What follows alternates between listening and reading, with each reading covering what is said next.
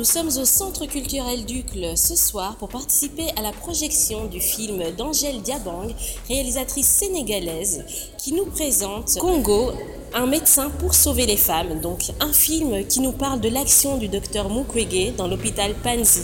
Cet hôpital où sont recueillies des femmes violées dans l'est du Congo. Le viol utilisé comme arme de guerre et ces femmes mutilées ont besoin de cet homme qui répare les femmes. Ces femmes sont recueillies à l'hôpital Panzi pour se reconstruire physiquement et ensuite se reconstruire mentalement dans une société qui ne les accepte plus. Au Centre culturel ce soir, donc à l'occasion de cette projection, Africalia nous propose aussi de rentrer de plein fouet dans cette année européenne du développement.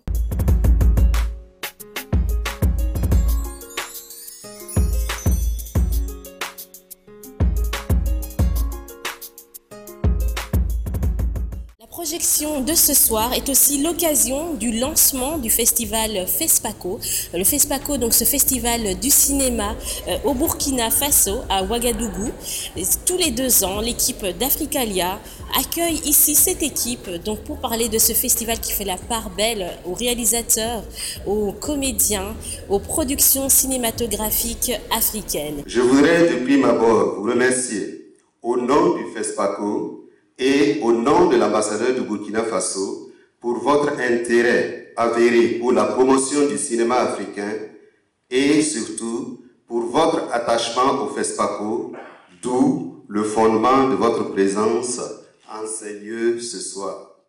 Mesdames, Mesdemoiselles et Messieurs, ère du temps oblige, au début de cette nouvelle année, je voudrais vous présenter mes vœux les meilleurs de santé, de paix, de joie, de bonheur et de succès dans toutes vos entreprises. Puisse le Dieu Tout-Puissant répondre au-delà de vos attentes tout au long de cette année 2015. Mesdames, Mesdemoiselles et Messieurs, la 24e édition du FESPACO aura bel et bien lieu.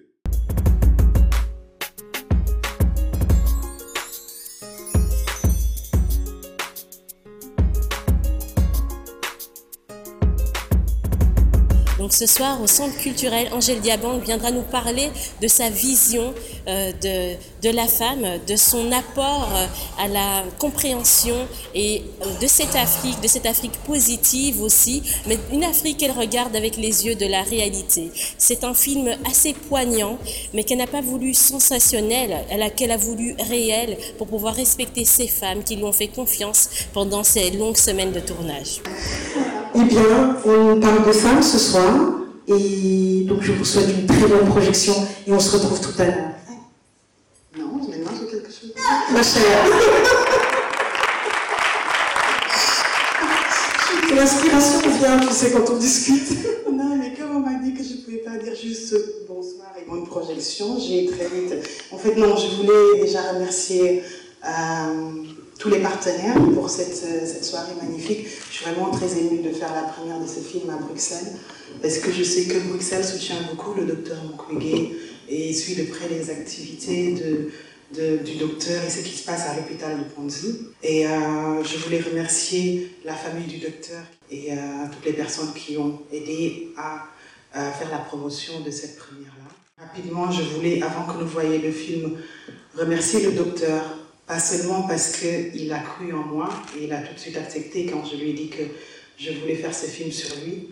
Il m'a dit effectivement jusque-là, il n'y avait que des Occidentaux qui venaient faire des films sur moi.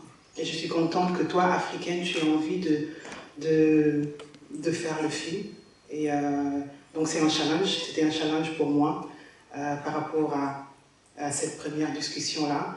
Mais je voulais le remercier avant que le film commence, pas seulement parce qu'il a accepté que je fasse le film, qu'il a été disponible et que tout l'hôpital de Panzi et M. Mousliouki qui est là pour en témoigner était vraiment à ma disposition, mais aussi parce que Mukwege avait compris que ça n'allait pas être facile d'arriver et de se prendre tout ça sur le visage et de devoir l'assimiler rapidement pour avoir le recul qu'il fallait pour faire ce film. Et pour ça aussi, il a su être là et me tenir la main pour que je puisse faire ce film-là.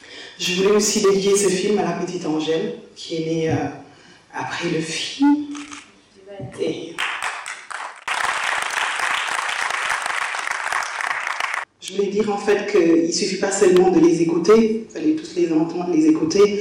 Il faut entendre certes ce qu'ils disent, mais je pense qu'il faut, à la sortie de cette salle, se dire qu'est-ce que je peux faire, qu'est-ce que je dois faire moi à partir de maintenant. Chacun dans le domaine où il évolue, qu'est-ce qu'on peut faire pour que cessent ces violences au Kivu.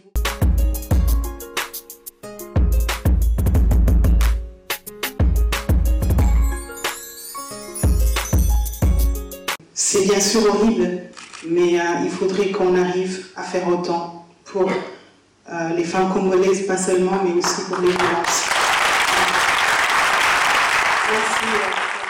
L'équipe d'Africalia a voulu que cette conférence et que cette projection soit gratuite, que ce soit un cadeau pour toutes les personnes et qu'ils puissent avoir l'opportunité de regarder ce documentaire et de connaître ce combat si jamais ils ne l'avaient pas encore entendu parler, parce que le docteur Mukwege a été récemment auréolé du prix Sakharov et donc ce soir le public a répondu présent, des Européens, des Africains, des Congolais, des personnes souhaitant apporter leur pierre à l'édifice, surtout en ces temps où la peur de l'autre, la peur de son voisin est à son culminant.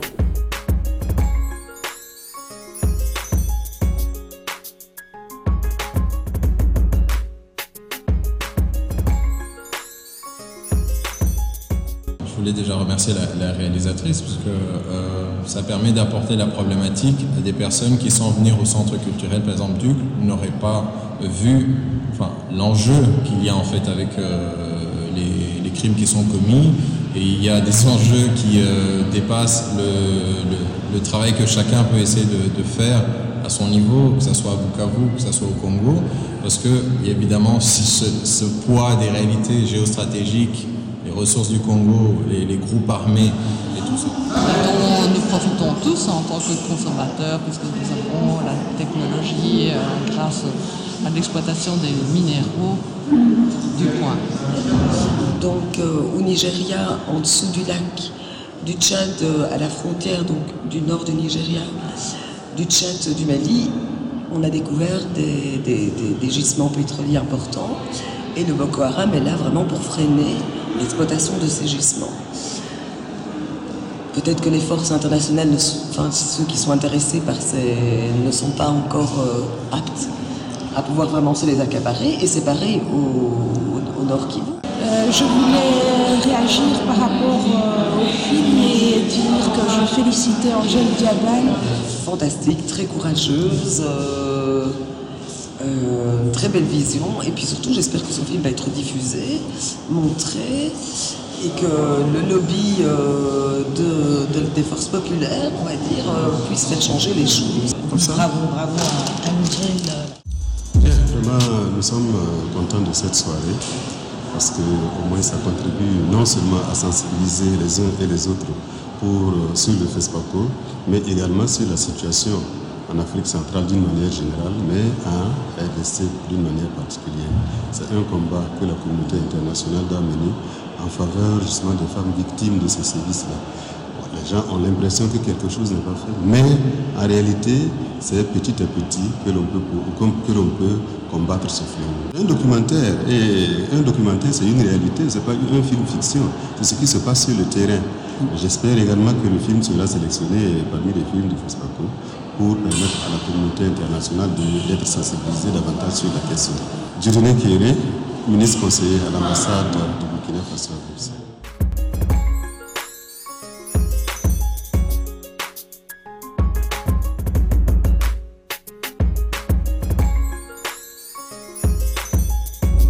Il y a un bien-être dans l'environnement de l'hôpital Anzi et c'est vraiment une force pour les femmes qui sont là de pouvoir un peu se soutenir, aller rigoler au moment où c'est possible de rire, de sourire. Ça met de la force en elles et je trouve ça m'a touchée. Peut-être que ce soit une réalisatrice sénégalaise qui ait ce regard sur ce qui se passe à l'Est et on a finalement très peu dû voir en Afrique de l'Ouest. Je pense que c'est très important. Et puis c'est un film aussi où elle a réussi à rentrer dans l'intimité de ces personnes. Elle les a filmées avec beaucoup d'humanité et aussi en leur rendant en fait leur statut de victime, mais aussi leur statut de femmes qui se battent en fait pour continuer à vivre. Je trouve aussi que le portrait du personnel médical est vraiment très émouvant et je pense que ce film devrait être vu partout. En tant que femme, j'étais au courant de ce qui se passait et forcément ça touche l'intime, c'est une guerre, c'est une arme de guerre comme ils disent. C'est toujours pour la même chose, l'accaparement des ressources. Et je suis toujours choquée d'apprendre que l'hôpital maintenant est encore sur le risque de... Enfin pas risque mais... Le problème de saisie de compte de l'hôpital de Panzi et l'acharnement fiscal sur la personne du Dr Mukwege. En vérité, c'est une affaire... son refus constant d'accepter la corruption. Il n'a jamais voulu partiser avec des gens qui veulent qu'ils soient aussi corrompus comme eux. Et alors, il est aujourd'hui, pour dire tout simplement, victime du fait d'avoir refusé la corruption. Je pourrais m'étendre longuement sur la situation du fisc. Parce que on a prétendu à un moment donné, mais maintenant ils sont revenus sur la position initiale qu'il y avait fraude fiscale. L'hôpital de Panzi a été initialement créé, fondé par le Dr Mukwege lui-même. Il a, comme il l'a dit, et quand l'hôpital est devenu plus grand, on a intégré divers départements, médecine interne, gynécologie, en dehors de la pédiatrie, ainsi de suite. L'État a conclu une convention avec l'hôpital. Et au terme de cette convention, l'hôpital devenait un hôpital public. L'État a fait la même chose avec les autres hôpitaux, comme il fait autant avec les écoles. Parce qu'il revient à l'État de pourvoir le service de santé au niveau national. Qui a bien pu en vouloir à son œuvre et le reprocher quoi que ce soit? Le docteur Mukwege, il a dit dans le film qu'il a fait le tour du monde quelque part pour dénoncer. Il n'est pas resté dans la salle d'opération. Il a estimé qu'il fallait s'attaquer aux causes. Et tout le monde connaît les causes. C'est-à-dire, on a essayé de le tuer physiquement, ça n'a pas marché. Malheureusement, il est devenu un peu plus populaire, il a même le prix Sakharov. Donc on va trouver un autre moyen de le faire partir, de le faire disparaître, tout simplement. Je n'avais pas voulu le dire clairement, mais vous avez compris, parce que pas plus tard ce soir, on a causé. Il savait que je viendrais ici. Et les menaces sont là. Elles se précisent de plus en plus. Je vous dis la vérité. Et pour ceux qui sont chrétiens dans cette salle, priez pour lui, s'il vous plaît. Et pour d'autres, chacun peut prendre ce qu'il peut faire pour sa sécurité. C'est vraiment, ça devient inquiétant.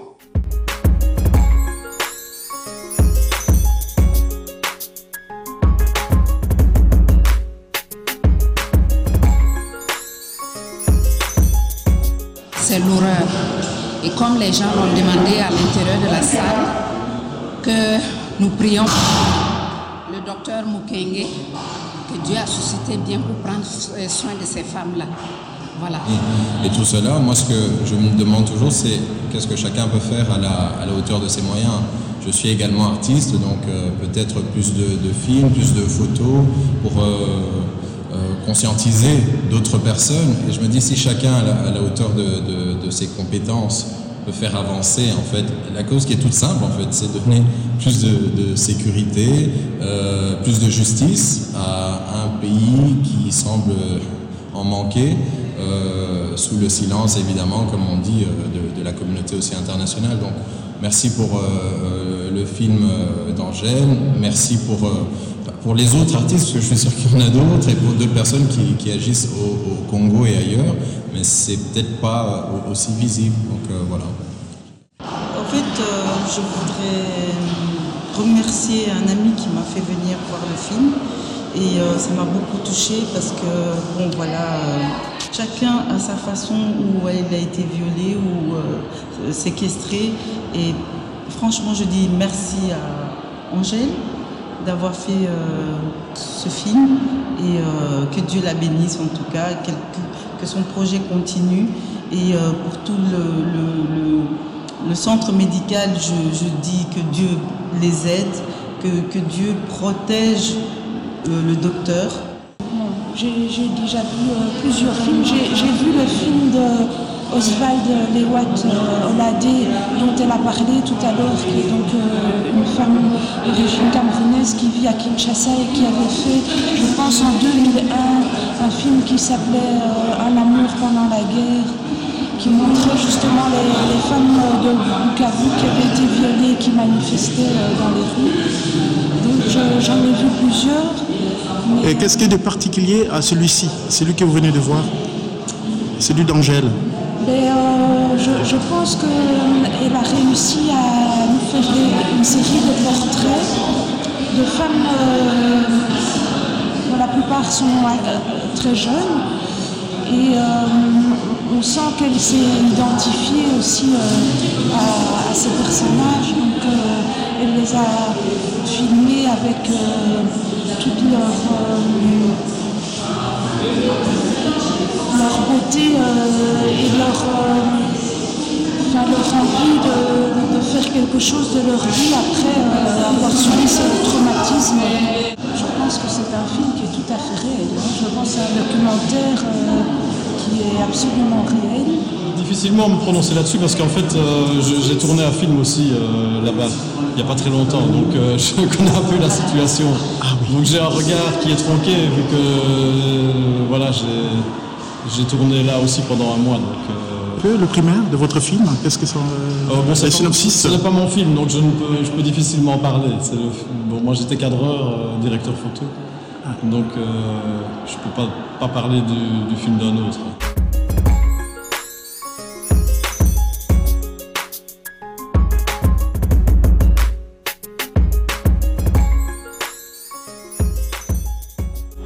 Il dit c'est très déchirant, on est abattu, malheureusement c'est la triste réalité que beaucoup de femmes vivent. On a montré un pan de l'histoire des femmes du Congo, mais dans presque tous les pays où il y a la guerre, les femmes sont victimes de violences sexuelles. Et comme... Bon, je pense qu'il faut continuer de sensibiliser parce que comme on l'a dit, on n'a pas les mêmes valeurs.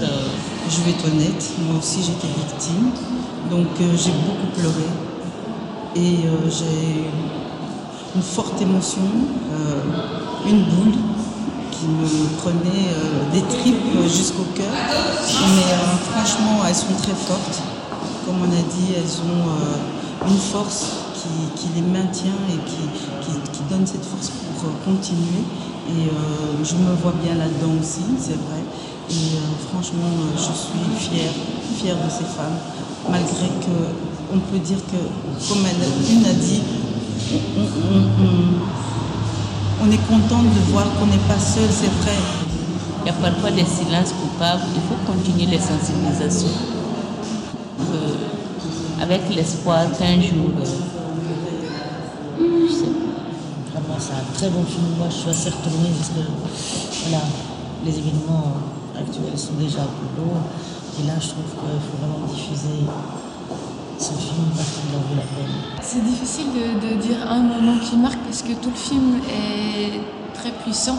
Et quand on en sort, on a besoin de le digérer parce que c'est assez fort comme sensation. Ici, dans ce film, c'est le rapport très proche que la réalisatrice a eu avec les femmes. Vraiment avec beaucoup de douceur, beaucoup d'humanité. Ça, c'est vraiment ce qui m'a touché. Première chose que moi j'ai envie de dire, c'est au-delà de la tristesse et des larmes, c'est aussi des larmes parfois de joie et d'espoir. Tu vois, toutes ces femmes, c'est sans doute l'effet de communauté, mais pouvoir retirer quelque chose de positif dans toute cette horreur, pouvoir la montrer, mais sans justement arracher des larmes de tristesse, sans rentrer dans le voyeurisme. Elle est rentrée dans la psychologie des personnages et elle montre avec beaucoup de... Enfin, je trouve que c'est pas un film voyeuriste. On mesure l'horreur de tout ce qui a été vécu par ces femmes, même si on ne voit pas ce qui s'est passé, on comprend bien ce à quoi elles ont été confrontées et contre quoi elles doivent se battre à l'heure actuelle. Je vais qualifier ça par un seul mot, c'est l'horreur. On ne peut pas croire qu'au XXIe siècle, des choses pareilles se passent. Surtout pour la femme africaine qui connaît de divers mots. C'est l'horreur. Et voilà, je voudrais que le monde comprenne que, allez, il faut faire quelque chose, il faut se battre pour ces femmes qui souffrent intérieurement, qui ne l'extériorisent pas, mais en allant vers elles, on sent la souffrance, on sent la détresse. Et si on peut aider ces femmes, je voudrais que la terre, enfin, vous les femmes, il faut vous réveiller et aider ces femmes qui sont là comme elles sont des victimes. Et aussi aider vos enfants à ne pas les laisser avec n'importe qui aussi. À partir d'ici en Europe, il y a ces genres de viols partout. C'est pas seulement en Afrique, c'est partout.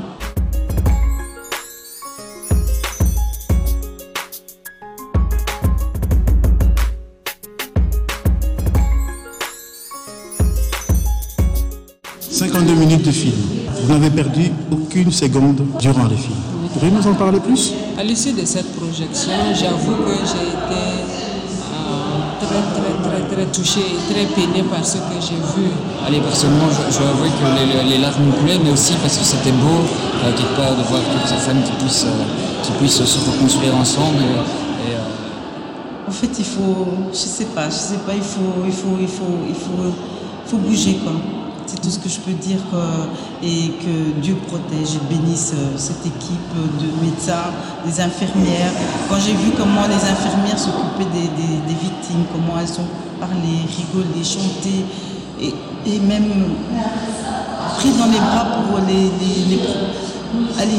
soutenir moralement, physiquement, c'est merveilleux.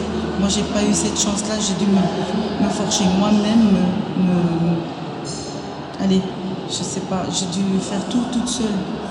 Et en regardant des films, des débats, j'ai compris des choses et j'ai dû grandir avec ça. Mais quand je vois comment elles ont été prises en charge, et c'est ça qui est bien, parce que dès que la femme est détruite, il faut vite l'aider, la réparer, comme on peut dire, entre guillemets. Elle a cette assurance, on voit que maintenant elle est prête à se battre, à devenir une femme encore plus forte. Ça veut dire elle veut travailler, elle veut étudier et elle est encore plus forte qu'avant parce qu'elle a cette rage de réussir par rapport aux gens qui la pointent du doigt, qui lui disent oui, celle-là a été victime, oui, celle-là c'est une prostituée maintenant, oui, celle-là c'est une pute. Enfin, il y a plein de choses qui vont sortir sur elle derrière son dos, mais elle ne veut pas lâcher prise, elle veut se battre et montrer au monde entier qu'elle est là. Elle a encore les pieds sur terre et que voilà, c'est ça que j'ai ressenti par rapport au film et je suis super contente d'être venue. Et je remercie mon ami Jovial de m'avoir fait venir, que Dieu le bénisse aussi parce que franchement sans lui j'aurais jamais vu ce film et je suis prête à avoir aussi mon côté pour aider l'équipe. Si je peux rentrer dans l'équipe, je le fais avec plaisir. Je suis pensionnée depuis le 1er janvier et après avoir vu ce film qui m'a interpellée vraiment, me demandais ce que je pourrais faire. Bon, maintenant, en tant que pensionnaire, j'ai pas mal de temps. J'aurais voulu savoir si éventuellement ils acceptaient là-bas des bénévoles. Parce que je suis prête à aider toutes ces femmes dans la mesure de mes possibilités, parce que ce film m'a touchée. J'ai beaucoup apprécié l'intervention des femmes professionnelles parce qu'elles avaient un discours politique qui nous amène, nous, en tant qu'occidentales, à nous demander que faire vis-à-vis d'une situation politique qui est sans solution depuis 20 ans. Nous vivons de l'humiliation, jamais la plus connue dans le monde. On n'a pas l'armée, on a un amalgame d'armée.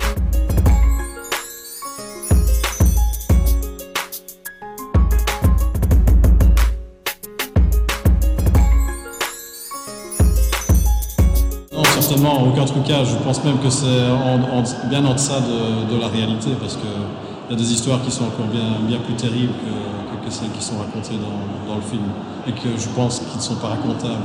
C'est la réalité qui passe dans le film. Quand je vois encore qu'au XXIe siècle, il y a des actes barbares encore quelque part en Afrique, cela vraiment me déchire, et j'avoue que je suis vraiment peinée par ça. La sensibilité féminine par rapport aux victimes est effectivement intéressante aussi, parce que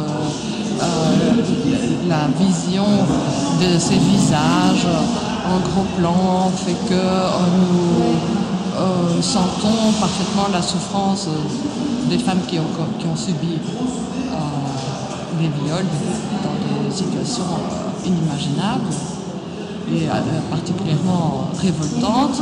Et ça nous fait plaisir de voir qu'elles réagissent et qu'elles arrivent avec une force incroyable à surmonter ça et à représenter l'avenir de la région.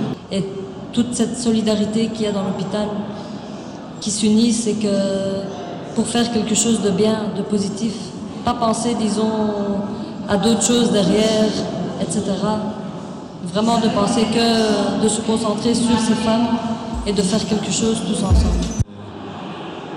Le travail du réalisateur, c'est quand même de faire en sorte que la réalité passe sur l'écran. Voilà. Je pense que, comme beaucoup de gens l'ont dit, ce qui est beau, c'est le contraste entre la violence de ce que ressentent les femmes et puis l'espoir à travers plusieurs histoires. Et c'était vraiment filmé avec beaucoup de subtilité, de sensibilité, et c'était vraiment un beau moment. Merci beaucoup. Donc, les femmes, vous êtes des femmes fortes. Tout ce que je vous demande, c'est, s'il vous plaît, de faire attention à vos enfants, à qui vous les confiez, et bien les protéger. Parce que c'est tellement, ça arrive tellement si vite qu'on n'a pas le temps de réaliser que c'est déjà trop tard, c'est fini. Vous avez abîmé l'enfant.